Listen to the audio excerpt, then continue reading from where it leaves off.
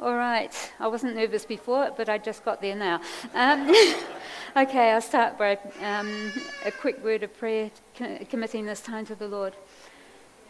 Father, we thank you that you're with us, that you give us your Holy Spirit, that all the things that we do in obedience to you, you cause to come alive. And I pray that you'll cause this to come alive, Lord, because history is your story.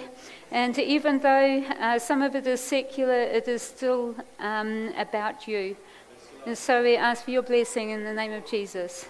Amen. Okay, I was asked to talk about historical background to the New Testament, which is a massive topic. So I've had to whittle it down.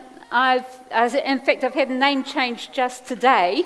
Because I didn't get past the life of Jesus. And it's one topic, that's the reason for the subheading, who's in charge? And does anyone know what that thing down the bottom is? Yeah? It's a Roman standard, yes. SPQR, Senatus Populus Quae Romanos. The Romans... the short answer is the Romans are in charge, but there's actually a lot more to it than that, because the Romans were actually far more adaptable than people realize. People tend to think they were arch-conservatives and they always did the same thing all the time. But they actually, as the Emperor Claudius once said, they were always innovating. And we're going to see a few things in connection with the land in which Jesus was born and was brought up.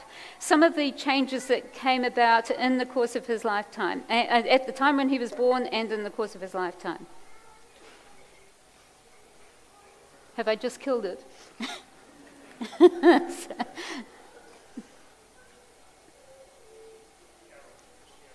The other one? Oh, pushing the wrong thing, sorry. I didn't see it. Okay, right, here goes. No, hold on, that's not the right one. Okay, we start off with the birth. Matthew puts it in the time of Herod the king, and then Luke puts the birth of John the Baptist in the time of Herod the king, but he also tells us that Jesus was born a few months later, so they're both basically saying the same thing. That coin down the bottom, on the left-hand side of it, it shows both sides, has an inscription in Greek, and it says, of Herod the king. So it's one of his coins.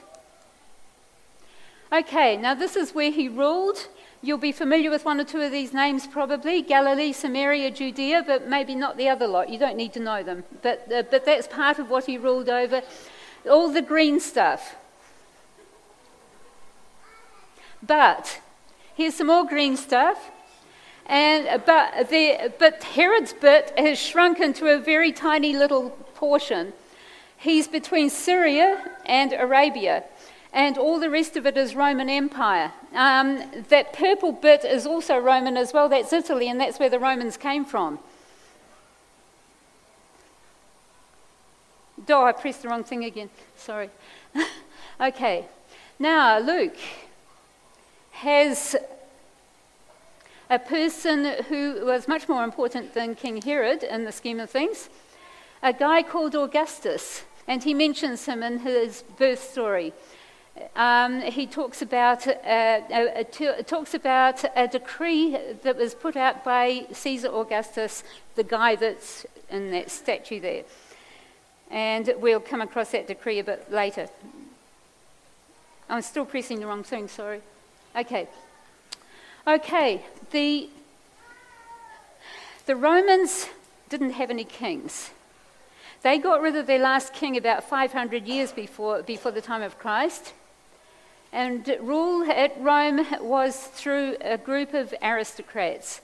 And it had been for hundreds of years, and theoretically still was. The word king, rex, was a dirty word. It was used to insult your political opponents. You accused them of trying to be a king.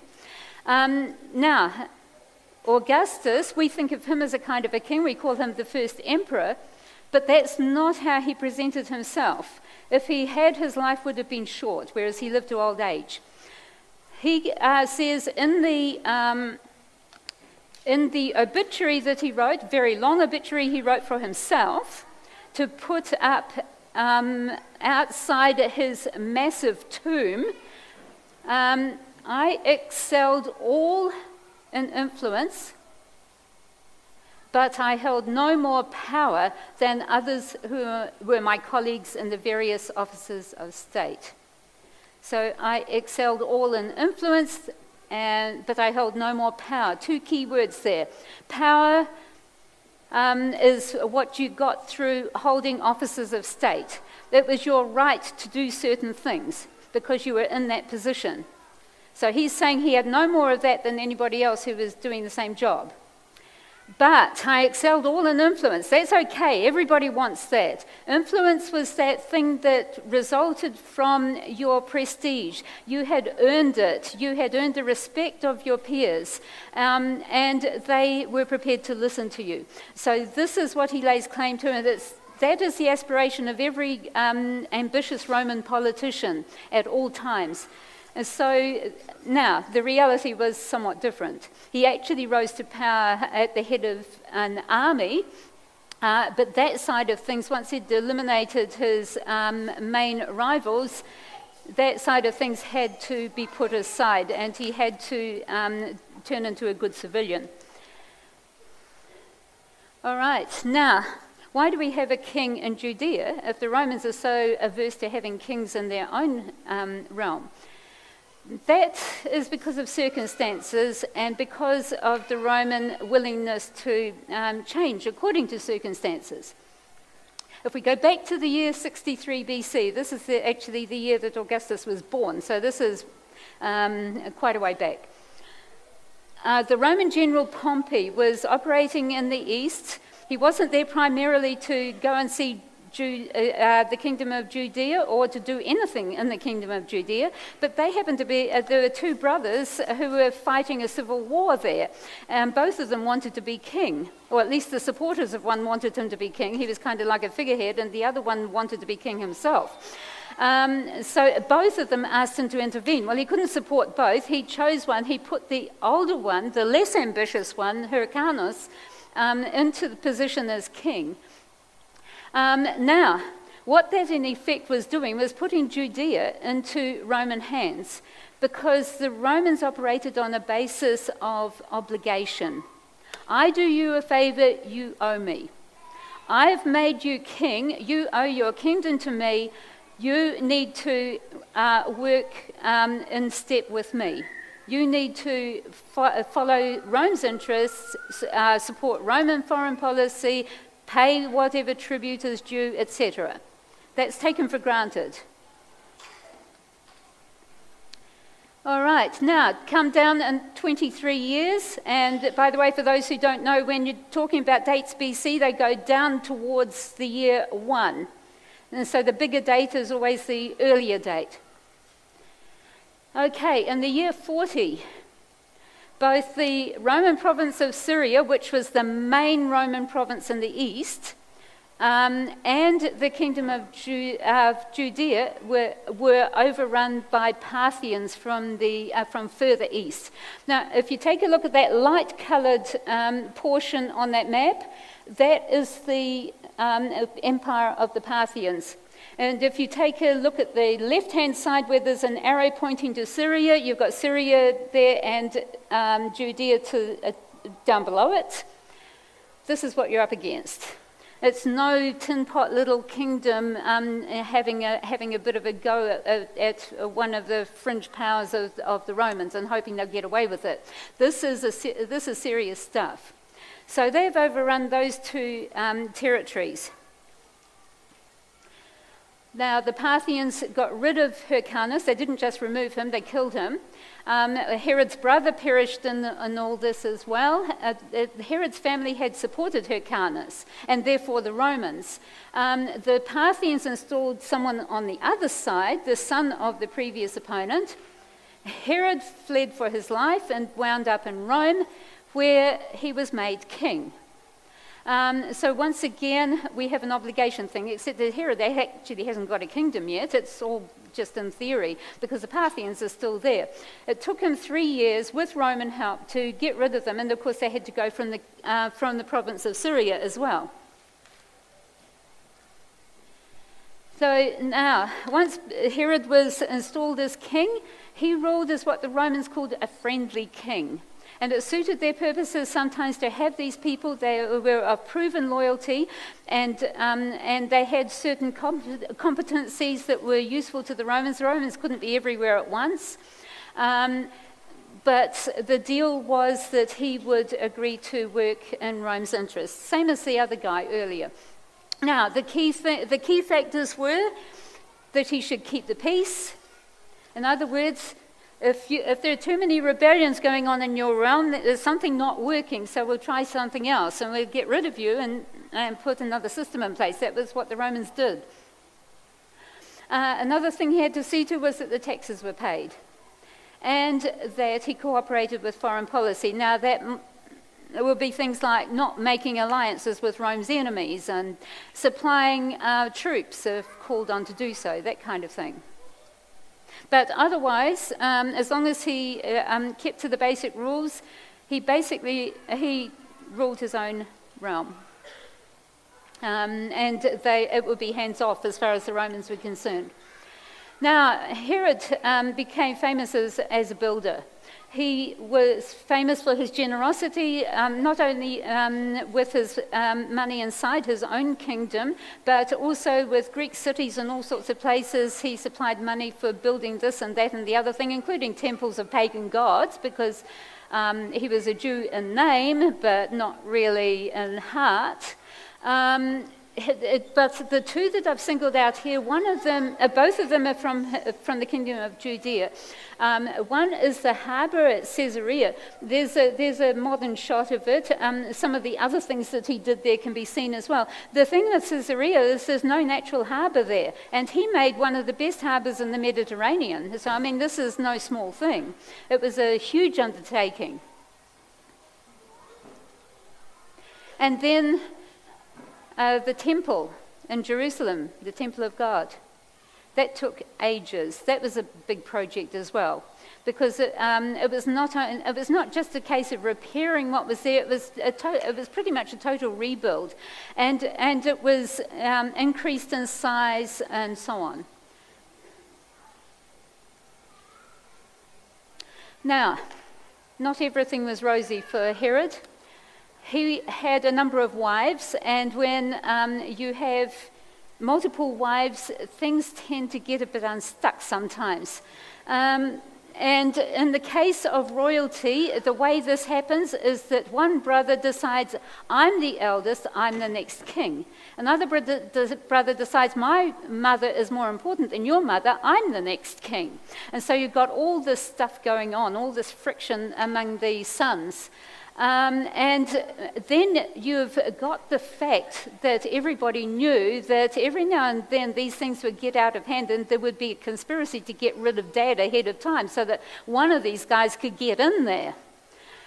So Herod's living with a situation that he doesn't know what to make of, and eventually he got to the point where he had caused two of his sons to be executed at one time, and another one just a few days before he died himself.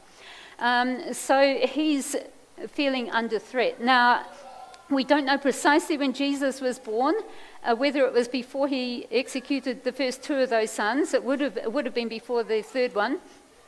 But even if he hadn't got to that point yet, he was certainly feeling under threat. And so you imagine this situation. You get these guys coming from the east saying, oh, we saw a star. And it's telling us about a really important new king that's just been born. Can we see him, please? So, of course, I mean, what do you do if you're expecting a new king? You go to the palace.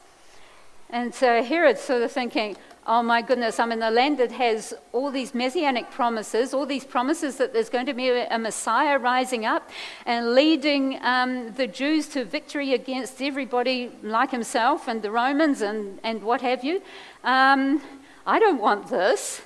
So the end result is when everybody's disappeared off the scene, he gets people to kill all the children in Bethlehem 2 years old and younger because of his fears. Because he thinks, well, that's going to get rid of that threat. And that seems to be his answer to every threat eventually, actually, kill somebody, which didn't make him too popular. So.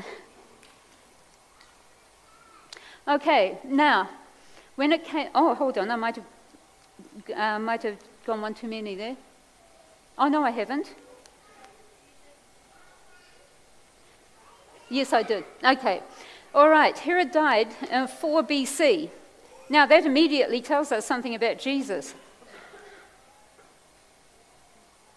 Nobody clicked? Yeah, I can't hear otherwise. If Jesus was born in the reign of Herod and Herod died in 4 BC, Jesus must have been born before 4 BC. Not in 1 BC or AD 1. And there's no year 0. Okay, all right. Seriously, there wasn't. They didn't invent one. Okay, now 3 of his sons went to Rome. And they went there to argue their case, because Herod owed his throne, when it came to the point, to the Romans. And without the Romans saying, yes, I agree to this, nobody's going to get the kingdom or anything else. So they go off to Rome. 2 of them are after the kingdom. I'm not sure about the other one, but he wants to make sure he doesn't miss out on his share of the goodies either. So they are there presenting their case. Eventually, the Romans decide to divide most of the kingdom into 3 portions. The oldest of the 3, Archelaus, will get Judea, Samaria, and Idumea as his share, and he will, but he won't be called a king. Nobody was going to get that title.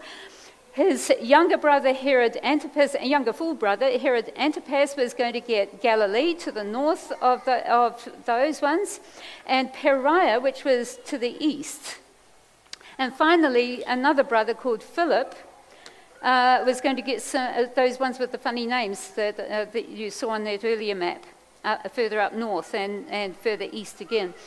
Okay, now this is how it looks. The yellow bit there has what Archelaus ended up with the title of ethnarch, which means ruler of peoples. Herod Antipas, with the title of tetrarch, got the 2, well, they're meant to be orange, but they don't look orange on the screen, they're more like brown, Galilee and Perea. See the arrows? Follow the arrows. And finally, Philip, the bit that's meant to be purple but isn't, up above that. Again, with the title of tetrarch, and tetrarch means ruler of a quarter. Okay, now, while these guys were all in Rome, cats away, mice do play, there were uprisings all over the place. There were other people who thought, well, I wouldn't mind being king either. People who were totally unrelated to them having a go. And there was also one guy whose father had been killed by Herod 40 years earlier, who might have been doing a bit of a revenge thing, we don't know. Okay, now, what happened then is that the guy in Syria, and this is where Syria came into its own, it was the province that had the legions. The governor of Syria had 4 legions under his command. And I mean, you're talking, if they're at full strength, roughly 20,000 men in the legions, plus probably a similar number of auxiliaries, that's non-citizens. So he comes down with several of his legions and sorts out all this stuff. Okay, now, after all this is sorted, Joseph gets told in the dream, it's okay to go back now. Now, Joseph and Mary and Jesus get as far as the kingdom of Judea, which has gone to Archelaus, the oldest of the surviving sons, and he decides he's not going to stay there.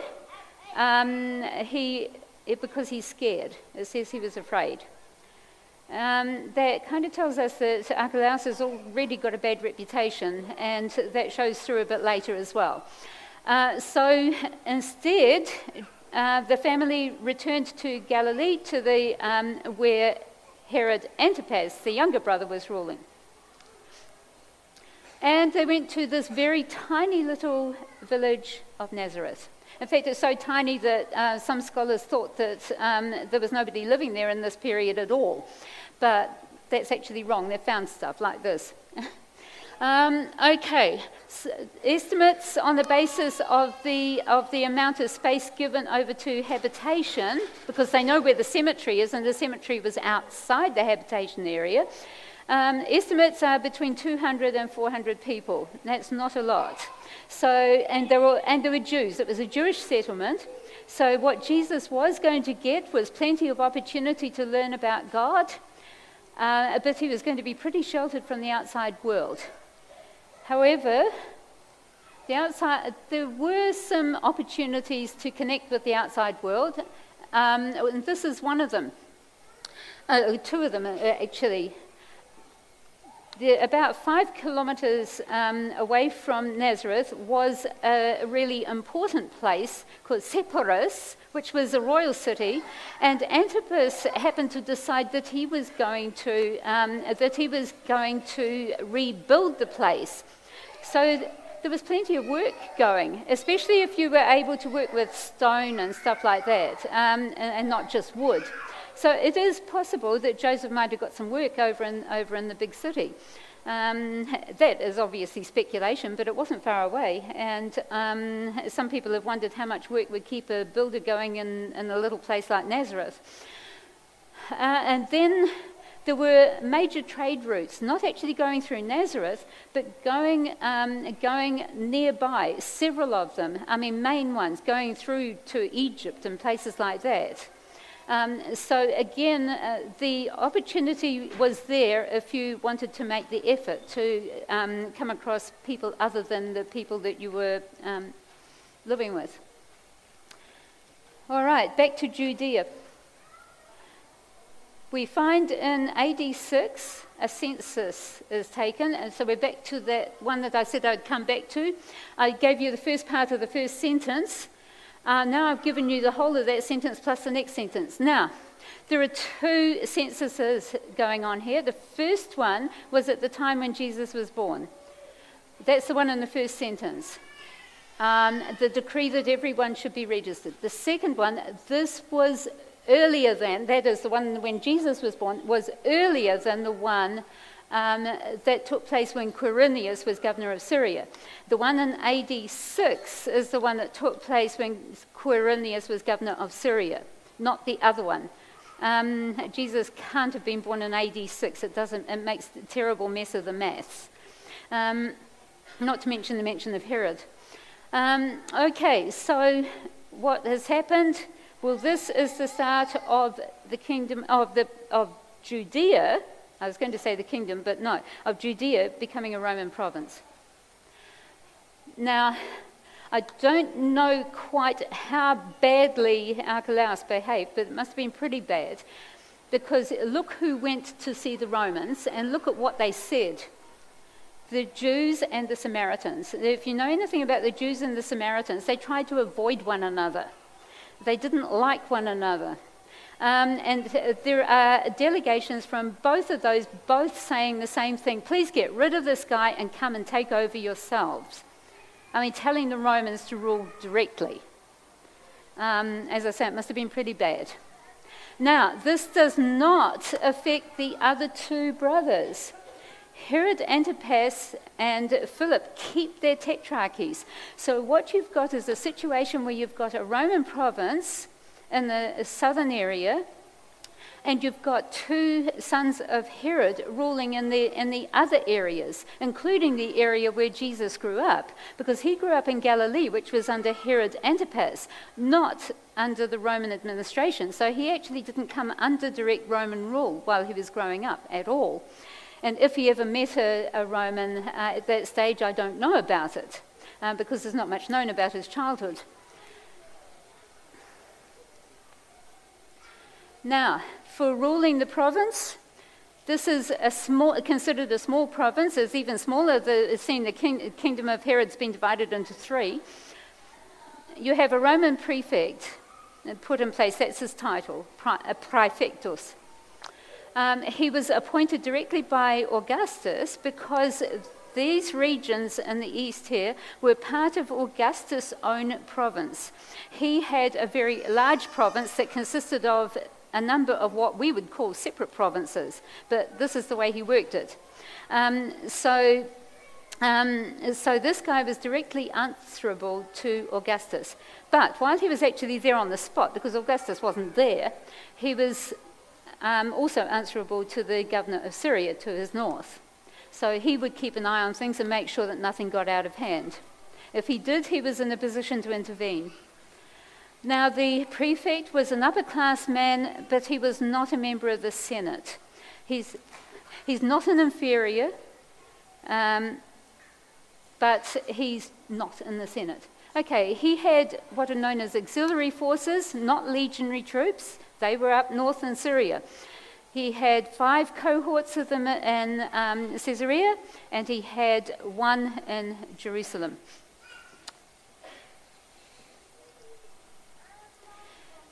Now, in fact, I should have been on that one. Okay, now when there was a major festival like the Passover or something like that, and Jerusalem is going to have a whole lot of visitors, then the governor would come from Caesarea, where he was living, and go to Jerusalem and take some of the extra cohorts, just in case there was trouble, because things could get quite unruly at these things. Okay, now with a cohort, you're talking a strength of 500 men. Now, back to Jesus. Roman rule basically would have had either no or little impact on him when he was growing up.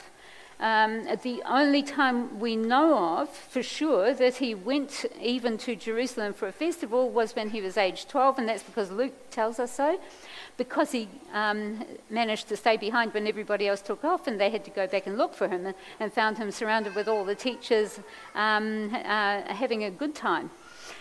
So no Romans around there. He may have gone to the festival, the Passovers from then onwards. We're told also by Luke that the parents went to the Passover every year. So maybe once he was 12, he went every year. But no Romans around, or none to notice anyway. Okay, John the Baptist. Now John was brought up in Judea. He was related to Jesus, but he was in Judea. He was living in the Judean wilderness at the time when he started his ministry, but was preaching, that he did his baptizing in the River Jordan. The Judean wilderness is not like the desert to the east. If you can see that picture there, it's not quite so sandy. It's rugged, but it's not the same sort of stuff. Okay, Jordan River is that blue line going down from the blob at the top and the blob at the bottom, the Sea of Galilee down to the Dead Sea. And John was actually moving in that general area. And Luke tells us this. So it's no use trying to work out the spot where Jesus was baptized, because John was not standing still. He was moving around. And John tells us 2 places where he was baptizing, and we don't know where either of them was, so it's no use trying to work that out either, although people have tried to.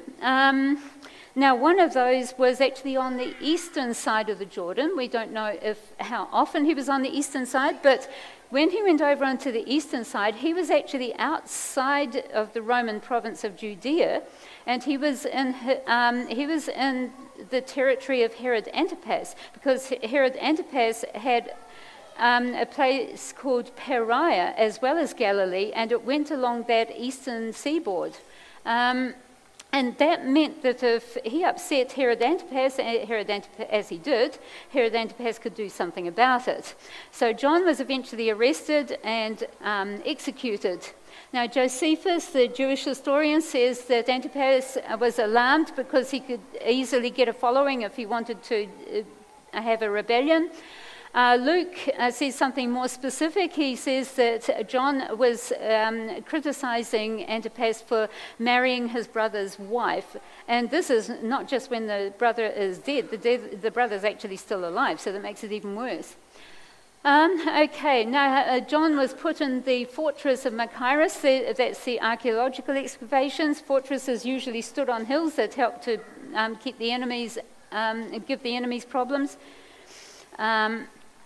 Okay, now Jesus went to a number of places. We hear of various places. We know about Galilee. We know about Judea. They are sort of regulars on. They seem to be on his calendar, but there are a number of other places as well. First of all, Tyre and Sidon. They are the red things on your map. They were coastal cities, very old cities. They had been there for a long time. Now, they were independent cities within the province, the Roman province of Syria. And so you've got a province ruled over by a Roman governor, and here you've got these two cities that are running themselves. And that's not the only place where this happens either in the Roman world. So Tyre and Sidon are independent of the Roman governor, in spite of living in his territory. And okay, now they spoke a language that was akin to Hebrew, but they weren't Jews. They worshipped many gods, and Jesus seems to have been wanting to try to either get some peace and quiet or get away from something, because Mark says that he went into a house and he didn't want anyone to know he was there, but the word got out. And then we got the famous incident of this woman who had a daughter that had a demon. She wanted to have the daughter released from the demon. And Jesus said, well, it's not appropriate to give the children's food to their dogs, which sounds pretty off-putting. But she takes it in the spirit in which it's intended and says, yes, but even the dogs pick up the crumbs from under the tables. And she got her way. Now, another Gentile area, the Decapolis. Deca, 10, polis, city. 10 cities were originally. Later there were more. They were Greek cities, and they were to the south of the Sea of Galilee. And it was in the Decapolis region that Jesus expelled the legion of demons. And that is why they could go into a herd of pigs. If this had been a Jewish area, there wouldn't have been any pigs. But this is a non-Jewish area. This is a Gentile area. So there's a handy herd of pigs, so okay, let them go in there.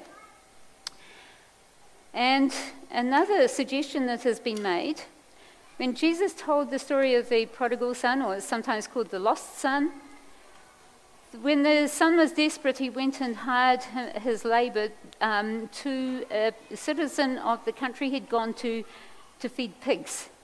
Obviously, weren't any Jews or not too many Jews living there. So the Decapolis, is that what he had in mind? Is that the faraway place he was talking about when he gave that parable? Then there's Caesarea Philippi, which is right a fair way up north. This again, predominantly a Gentile area. So he did a tour at one stage which seems to have been focused quite heavily on non-Jewish regions. We don't know that he actually went into Caesarea Philippi, which was Philip's capital, and it was called Philippi to distinguish it from the other Caesarea, which Herod had built on the coast. But he went to the villages around about. It was there that he asked, who do you say that I am? In the midst of all these pagan temples and so on, who do you say that I am? And it was also in this region, perhaps up on Mount Hermon, because Mark says it was a high mountain, that the transfiguration took place. And then there's Perea. The New Testament doesn't actually say Perea, it says across the Jordan. But unless you're right in the north, right up the top, near the Sea of Galilee, then if you go across one of the fords of the Jordan, one of the lower fords, then you're in Perea. And Perea was a Jewish area. And for Jews who didn't want to encounter Samaritans, and they had to make a journey from Judea to Galilee, they could take a little bit of a detour through Perea and come out at the other end on the ford up near the top there. And that coin is a coin of Herod Antipas. And notice there's no human image on there, no face, because both Galilee and Perea are Jewish areas, so he's got to be careful. Okay, and there is Perea there, at the lower green strip, just straight across the Jordan River. Then Samaria, that's better known. It was a place that the Jews felt as though the Samaritans were not really proper Jews. It possibly stems from history because they were descendants of people who had been taken there forcibly and left there when a lot of the Jewish inhabitants had been carted off into exile. So there's a bit of a shuffling around of peoples. And these people stayed there. They didn't know anything about Israel's God at that time. They had to learn subsequently, and then they intermarried with the poorer people of the land who'd been left behind. And so there was this feeling among the Jews, and then there was a clash at the time of Nehemiah and stuff like that. And there was this feeling that these people weren't the real thing, either in race or religion. Okay, now it's interesting, Jesus with the Good Samaritan. This is shock stuff. It's not shock stuff for us because most of us have heard this lots of times or read it lots of times. But he goes and makes a Samaritan the hero of his story. And to make matters worse, there's a contrast with a priest and a Levite who are good Jews. So certainly making a point there. Okay, when Jesus was on trial, who could do what? Who was in charge there? Well, the high priest could do a certain amount. He could bring him to trial, but he couldn't impose the death penalty. In the Roman province, the Romans reserved that to themselves. The governor so Pilate could pass the death sentence. And this is part of the reason for all the toing and froing that was going on at the time when he was on trial. But then Herod Antipas comes into the picture. He was in Jerusalem for the Passover as well, because it was a Passover time. And so Pilate discovers, this guy's a Galilean, so send him off to Herod Antipas, and then he gets sent back again.